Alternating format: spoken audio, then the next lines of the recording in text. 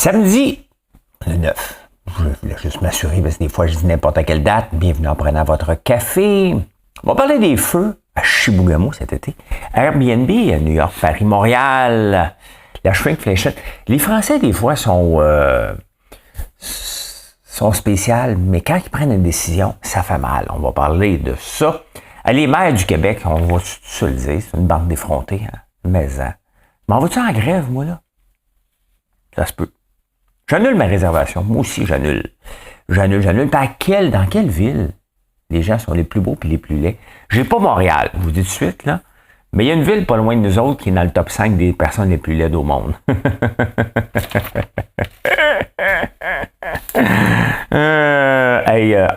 Apple a perdu du cash en tabarnouche, hein?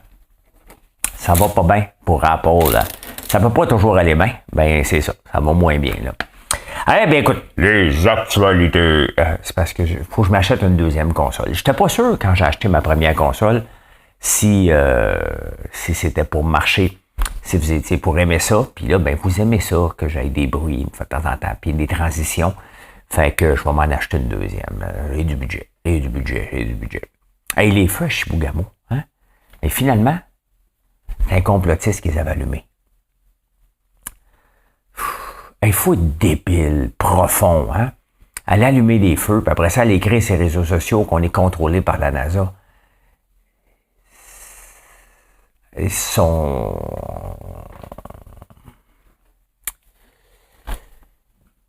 Il y a beaucoup de non-dits dans tout ce que je dis pas.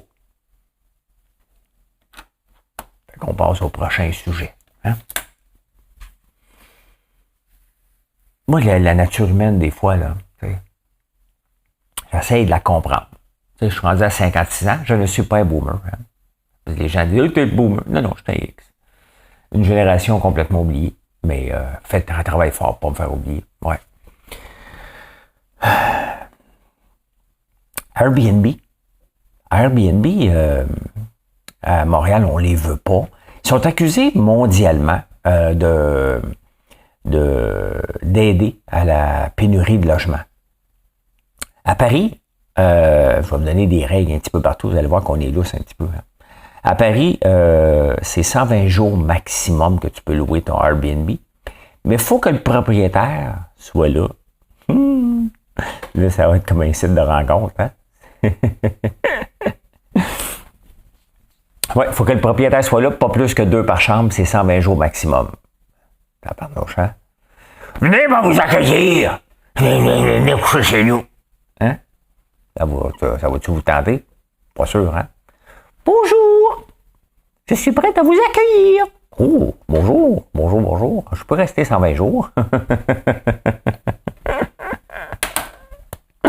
Hashtag mon oncle, hein? À New York, pour 30 jours minimum que tu dois louer, hein? Passer un petit week-end à New York, on va louer Airbnb, mais tu vas louer pendant un mois. Hein? Eux autres aussi, c'est accusé de pénurie de logement.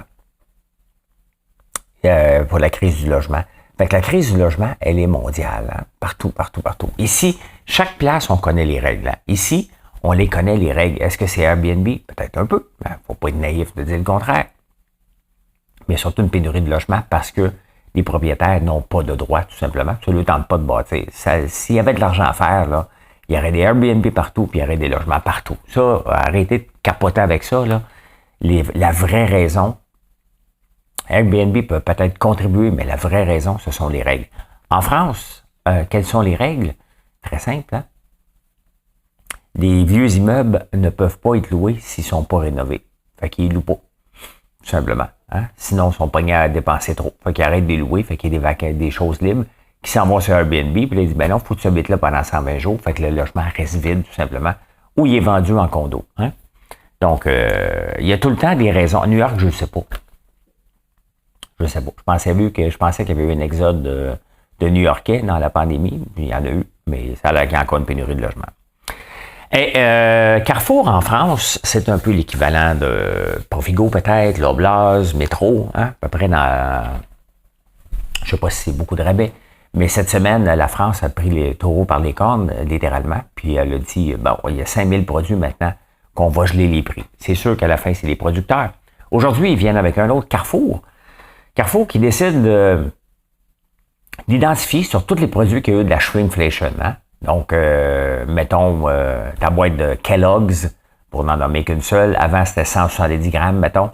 Si c'est rendu 160 grammes, puis c'est le même prix, ça va être marqué shrinkflation dessus. Tiens, hein?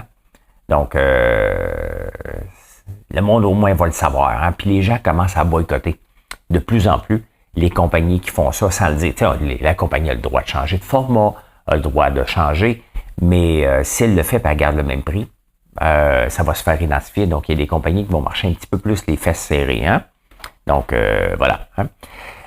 Pénurie de main-d'œuvre, est-ce qu'elle est en train de se calmer? Ben, on dirait que oui. Hein?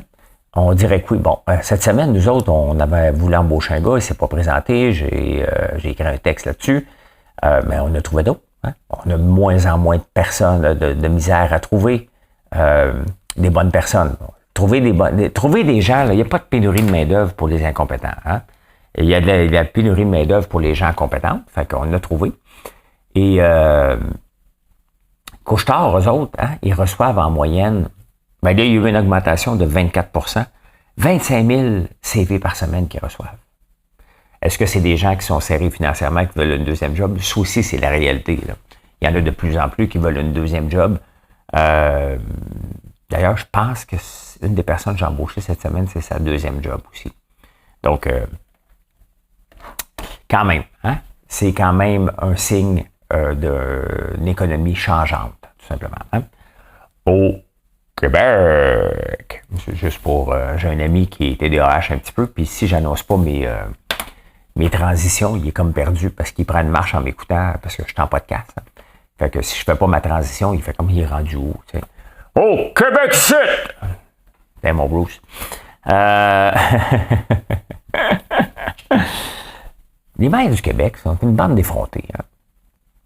Faut être effronté d'aller voir, de se réunir ensemble et dire à Québec, tu vas nous donner plus d'argent. T'sais. Il y en a déjà eu. Et la mairesse, là, tu sais, je veux pas parler de Valérie Plante à tous les jours, mais elle me force à parler d'elle à tous les jours, là. Les maires ici, là, on représente tous 100% des citoyens du Québec, puis on veut être entendus.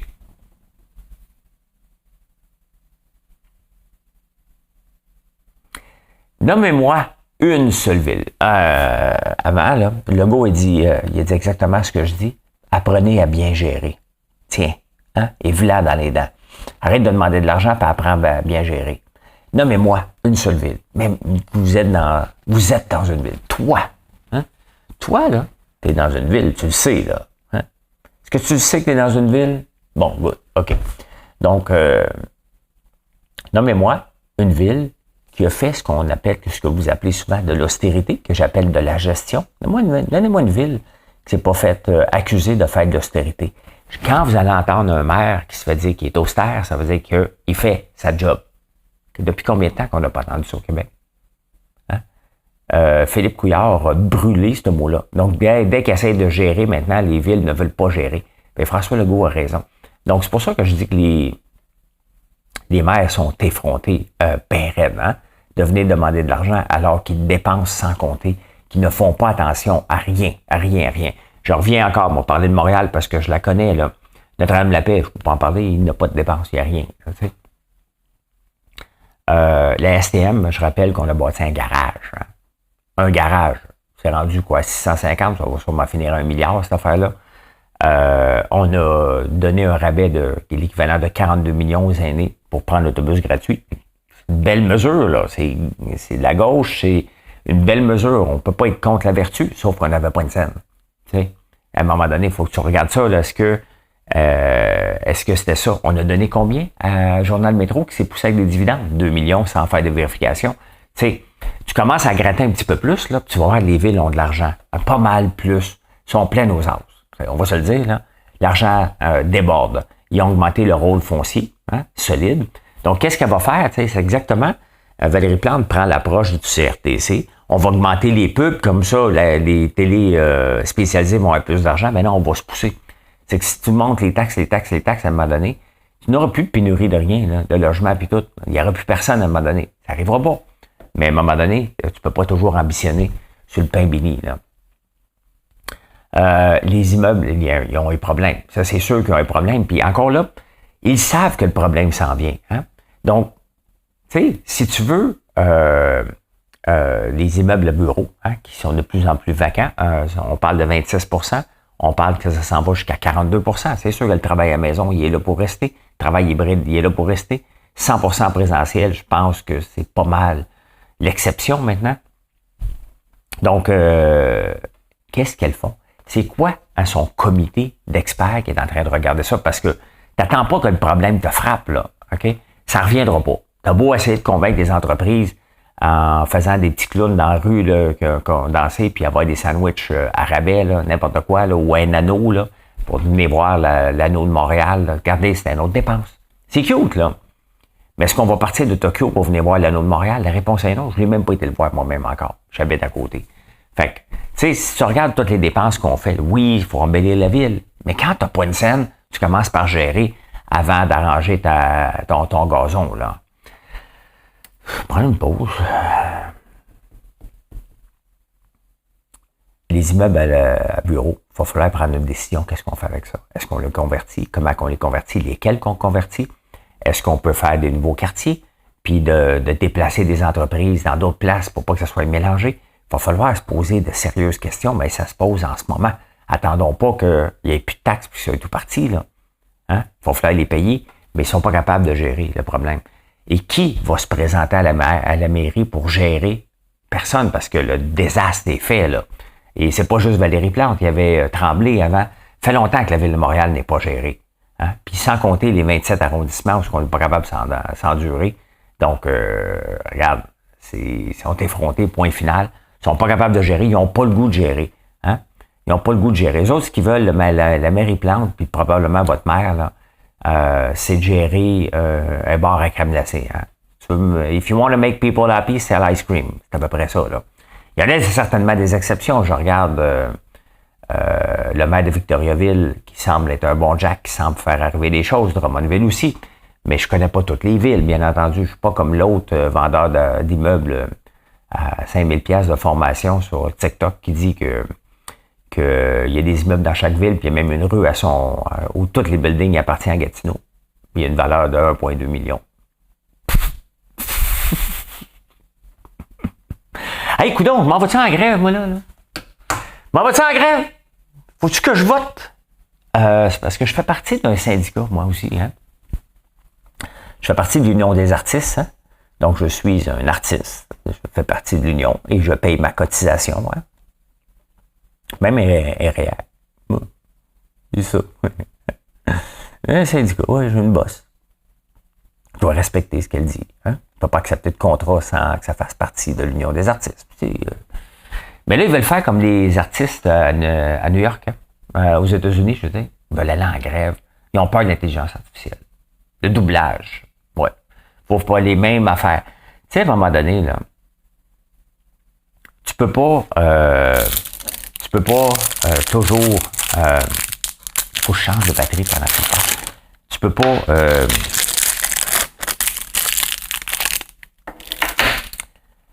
être contre la technologie et ne pas avancer.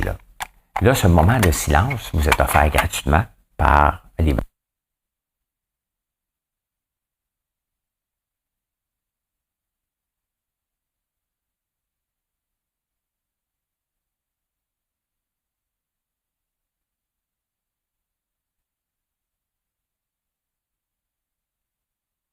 budget ici, là, moi, là. Les ramasse à un moment donné. Moi, les donner. Hein? Voilà, c'est fait. Hein? Comme ça, c'est comme ça, hein? Pas de budget. Ben c'est ça, je m'en vais en grève, ça va être drôle. Hein? Hey, sincèrement, je pense que moi, y aller juste sur une ligne de piquetage. Tu sais? Je veux des droits, protégeons-nous de l'intelligence artificielle, dit le gars qui travaille avec l'intelligence artificielle tous les jours. Êtes-vous tombé sur la tête? Qu'est-ce qui se passe dans Êtes-vous tombé sur la tête? J'annule ma réservation. Hein? J'ai pas de réservation nulle part, mais vous autres, vous en avez peut-être. Et il y en a de plus en plus. Hein? Il y a des gens qui... Ben, regardez comme le Cybertruck. Tesla est très fort là-dessus. Hein? Ils annoncent un véhicule qui n'aura jamais lieu, puis là, ils disent, ben, on va prendre des réservations. Tu sais? Et là, ben, arrive le temps, tu prenais une réservation à 2% d'intérêt, là, ils disent, hey, ton char est disponible. Wow, wow, wow, wow, wow. Tu me fais ça encore à 2? Non, tu peux le faire à 8. On va passer mon tour. Hein? Il y avait mon ami Stromgol, hier, je vous parlais, qui m'a envoyé un cimetière d'auto en Chine. Il y en a trop d'auto électriques. Hein? Ils s'en viennent pas tous ici. En Chine, il y en a trop en ce moment. Donc, ça ne vient pas tout ici. Et ça commence à fesser fort. Même les Leaf, les Nissan Leaf ne peuvent pas rentrer aux États-Unis parce qu'elles ne sont pas made in USA. Hein? Made in the USA!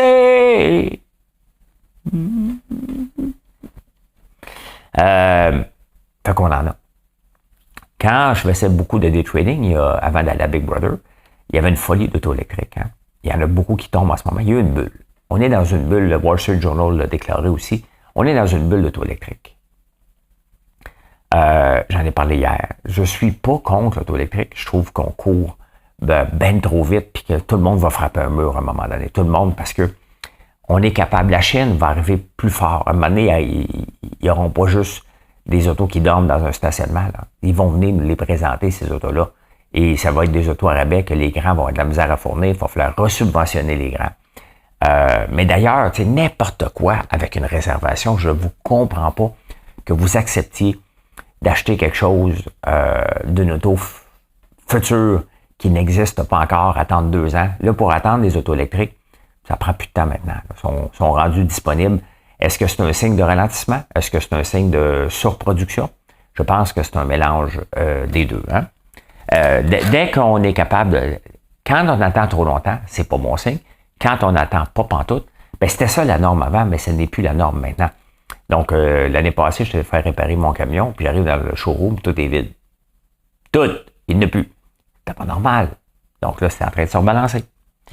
Finance. Hey, ça va pas bien les finances. On va se le dire, là. C'est une mauvaise semaine. Point à la bourse. Hein? La bourse qui est très instable en ce moment parce qu'on ne sait pas vers où on s'en va. Hein? Les taux d'intérêt vont-ils augmenter? Va-tu pas augmenter? Le pétrole augmente. Regardez le pétrole. Le pétrole.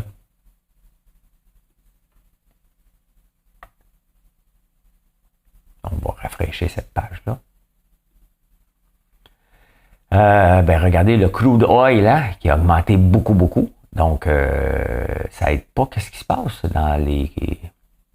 L'or reste 12% cette année.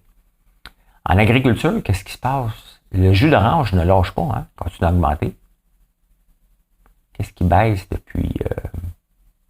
Fromage, la laine des moutons, c'est nous qui la tondons. Quand même, c'est... Les œufs ont monté, 41% aux États-Unis. Hein? Mais j'étais où, moi? Ah oui, c'est ça, la bourse. La bourse, ça brasse un petit peu. C'est normal. C'est normal. On a besoin, malheureusement, que ça brasse comme ça un petit peu pour calmer les ardeurs de ceux qui se pensent se mettre riches parce qu'ils ont trouvé une formule, tout simplement. Beaucoup de jeunes viennent sur mes lives TikTok puis me demandent tout, j'ai 19 ans, je veux être riche, comment je peux faire? Ça marche pas comme ça. Ça serait trop simple. Hein? Ça serait trop le fun. Que ce soit comme ça. On se lève d'une idée, on travaille pas trop, on est millionnaire. Ça ne marche pas comme ça. Ça n'a jamais marché comme ça. Et le marché est encore très, très instable. Là, si on regarde. Là. Après moi, on va passer un petit week-end tranquille. Regardez le S&P 500 qui ne bouge pas. Hein? Le S&P 500, si on regarde depuis 1 an, il a monté un peu. Hein? Il a monté un peu dernièrement, là, depuis le mois de mars. Mais depuis le mois de juillet, il fait carrément du surplace puis il s'en va vers le bas. Donc, c'est normal. Que si vous voulez, je vous dis, c'est la bourse, ça monte puis ça descend comme ça. Parlant de monter et descendre, je vous montre Apple. Lui, il a monté puis il descend en tabarnouche. Hein? Pourquoi? Regardez bien ça. Check bien ça. Allez, hein? On va montrer le graphique en partant. Regardez depuis 3 mois. Apple, hier, a pogné toute une débarque. Hein? Tout une débarque, le titre d'Apple. Et il était sur une belle lancée. Là. Le nouveau iPhone va être annoncé la semaine prochaine. Qu'est-ce qui s'est passé? Ben, les ventes en Chine ne sont pas aussi grandes. Et non seulement ça, l'administration chinoise interdit l'iPhone, un peu comme l'administration américaine puis quelques suiveux au Canada ont banni TikTok. Hein? Qu'est-ce que vous pensez qui était pour arriver?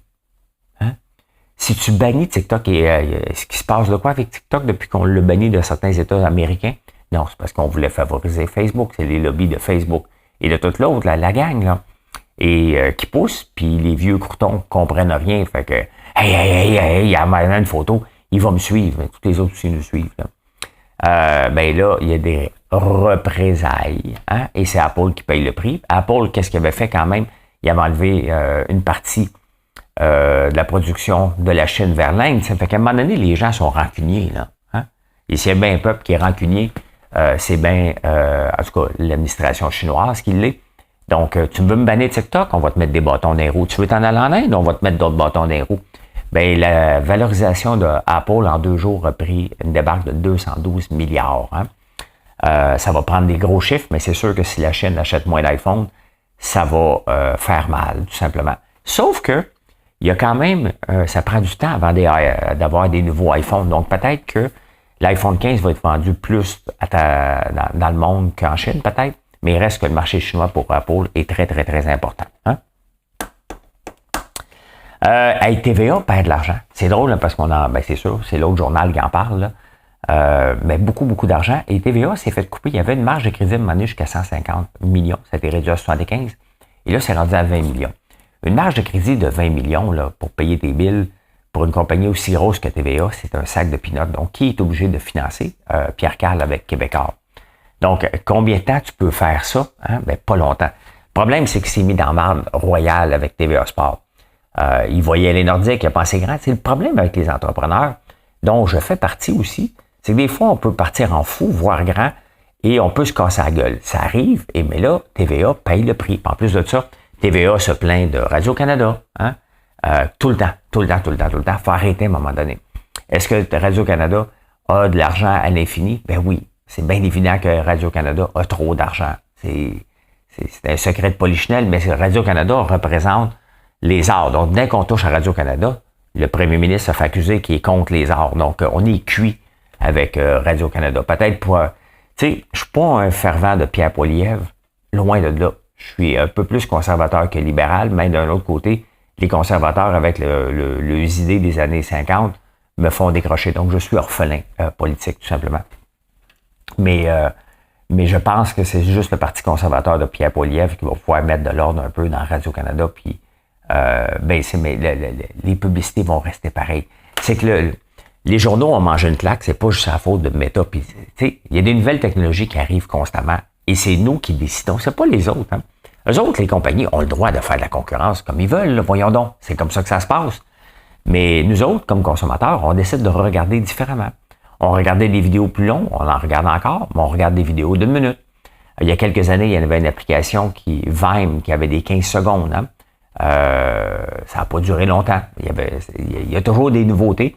Puis Facebook puis Google ne sont pas éternels non plus. Donc, voilà. Hein. Donc, TVA perd beaucoup d'argent. Il va y avoir d'autres coupures, il va y avoir d'autres choses qui vont se passer, c'est bien évident. Il va enlever l'envers du décor. Ça va capoter, ben, c'est parce que quand tu pompes de l'argent à l'infini, il faut que tu prennes des décisions. Hein? Les bateaux. Moi, le premier signe que ça va bien, c'est quand tu t'achètes des bateaux. Moi, là, j'avais une discussion cette semaine avec des gadgets de luxe. Moi, quand je m'achète un gadget de luxe, je le paye cash. Hein? Chacun son choix. Mais là, quand tu es rendu à ta 3e dépense, ben, à un moment donné, la financer, ça n'a pas de bon sens. Mais les gens financent leur bateau. Hein? Et ils financent ça sur 10-15 ans. Mais financer un bateau sur 10-15 ans à du 8, 9, 10, 12% d'intérêt, ça tente un peu moins. Hein? Ben là, ça commence à apparaître sur les produits de luxe, tout simplement. Hein? Donc, est-ce que ça va être la même chose sur les skidoo, les ventes de skidoo cette année? Peut-être, probablement. Hein? Donc, là, c'est les bateaux. C'est sûr, on vient de passer l'été. Puis le début d'été qui était maussade, la pluie, cet été, ben, ça n'encourage pas la vente de bateaux, tout simplement. Fait que ça a chuté drastiquement.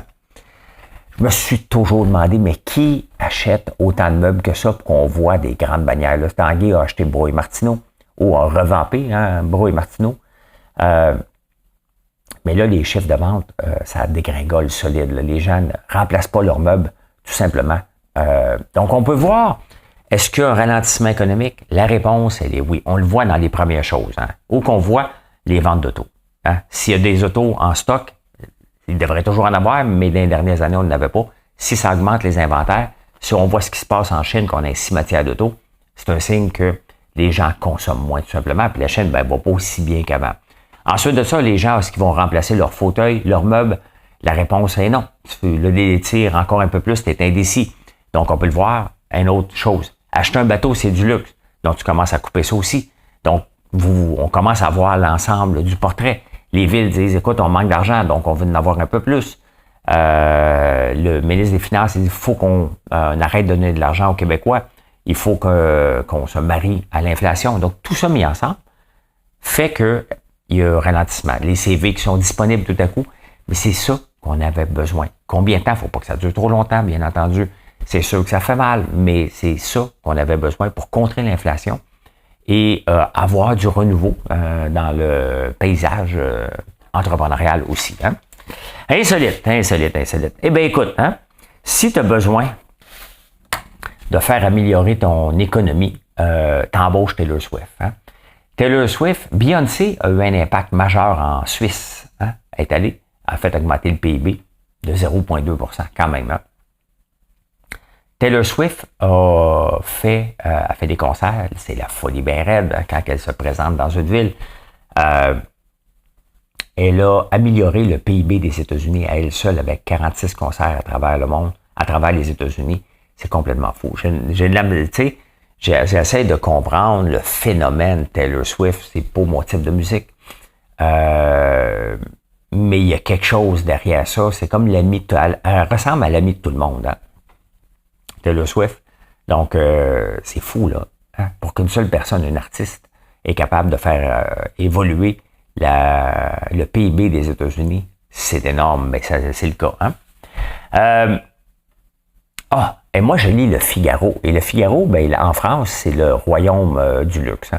Les Français sont rendus troisième au monde, je pense, troisième, Chine, États-Unis et la France pour les millionnaires. Donc, puis ils lisent Le Figaro, je vous dis. Des annonces de montres aux 2 pages. On le voit qu'on prépare Noël. Si j'étais encore un amateur de montres, là, je saliverais, j'y regarde, ça m'intéresse plus pantoute, ce genre de gadget-là. Mais si j'étais un amateur de montres, je prendrais l'avion, j'irais m'en acheter une tout de suite en France. C'est une page après l'autre. Tu ouvres une page, une pub. Tu ouvres la page, Blancpain, il était là. Boum, boum, boum. Aujourd'hui, c'est Bell Ross. Et j'ai hâte de voir demain, ça va être quoi après-demain. Mais très, très, très intense sur la publicité. Donc, la publicité semble fonctionner, encore. C'est que des journaux comme le Journal de Montréal vendent de la pub de char ou des affaires qu'on voit pas beaucoup. Mais j'imagine que la grosse publicité à pleine page comme ça, il y a un but qu'il fasse. Là. C'est tellement répétitif que tu l'oublies pas. Là. Ça prend combien de fois voir une pub puis l'assimiler 7 fois? Je pense que Blancpain, je vais m'en souvenir. Je peux tout donner des couleurs disponibles. Écoutons, êtes-vous beau ou êtes-vous laid, vous autres? Faites partie de quelle catégorie? Écoute, ils ont fait ils ont fait Seeking.com. Les personnes les plus belles, en premier lieu, viennent de Londres, 17%. Los Angeles, Milan, Rome et Barcelone. Barcelone, j'ai pas été à Londres. J'ai été à Milan. Mais il y avait beaucoup d'immigrants, c'est difficile à dire, là. Barcelone, je peux confirmer que les personnes sont très, très belles. Les moins beaux, Las Vegas. Amsterdam, je suis surpris. Sydney, quand même. Dublin. Puis Toronto. Toronto, les gens sont laids. On n'a pas Montréal dans la liste, malheureusement. J'aurais aimé ça avoir Montréal. C'est pas là. Donc, désolé. Mais si vous voulez... les gens plus laids sont à Vegas. C'est tout ça. Faire un marathon, c'est vraiment une introspection en soi. C'est un dépassement de soi. C'est un accomplissement que tu vas avoir pour le restant de tes jours. Tout l'entraînement qui vient, les sacrifices, puis te lever un matin et dire, moi, je vais aller courir un marathon. J'en ai couru 4. J'ai été obligé d'en abandonner un parce que j'étais trop blessé. Je saignais des pieds. Et c'est une fierté. Hein? C'est une fierté de faire ça. Comment peux-tu faire un marathon et tricher? Hein? Ben, sur les 21 000 personnes qui ont pris le départ du marathon de Mexico City le 27 août dernier, il y en a 3 000 qui ont été disqualifiés pour avoir triché. Hein? Ils ont embarqué dans des autos, ils ont pris l'autobus, ils ont pris le transport en commun pour se sauver dans le parcours, sauf qu'il y avait des puces à tous les 5 km pour voir si tu étais là. Comment tu peux faire ça? 3 000 personnes qui ont triché. Quel est le but de tricher un marathon? Hein? Tu ne gagneras pas de médaille olympique, c'est juste de dire, je l'ai fait en 3 heures, je l'ai fait en 4 heures, je l'ai fait en 6 heures, mais tu l'as fait. J'en reviens pas. Hein? Ben, ce que j'en reviens, c'est que c'est fini. Puis je vous souhaite un beau samedi. Merci beaucoup. Ben, venez nous voir, soit à la ferme, les tournesols sont pas aussi beaux. Hein? Le champ de citrouilles commence à apparaître, des belles citrouilles. Vous avez compris que la photo de thumbnail de YouTube n'est pas chez nous. Hein? J'aimerais savoir des citrouilles comme ça aurait été mon rêve. J'en ai beaucoup, pas comme ça, en tout cas pas cette année. Et mais venez nous voir à la ferme, sinon venez nous voir en ligne. Le miel en rayon est disponible. Donc pour combien de temps? Je ne le sais pas. Hein? On ne le sait jamais. J'en ai beaucoup, beaucoup. Mais c'est la star. C'est la star du mois de septembre, le miel en rayon. Profitez-en, c'est vraiment bon. Allez, bye, bonne journée.